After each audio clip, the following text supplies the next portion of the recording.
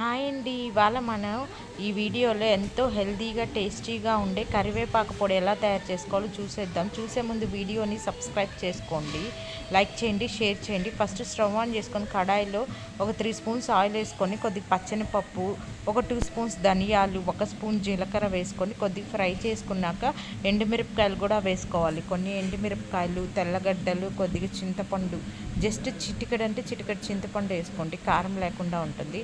ఇలా నీట్గా అన్నీ ఫ్రై చేసుకున్నాక మిక్సీ పెట్టుకోవాలి.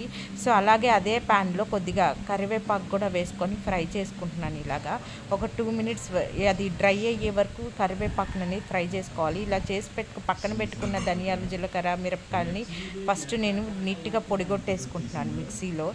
చూసారా, దంచితే ఇంకా బాగుంటుంది. అది పొడైపోయిన వెంటనే దాంట్లో కొద్దిగా కరివేపాకు, టేస్ట్కి సరిపడే సాల్ట్ వేసుకొని మళ్ళీ మిక్సీ కొట్టేసుకున్నాను. చూసారా, కరివేపాకు పొడి అయితే తయారైపోయింది. సబ్స్క్రైబ్.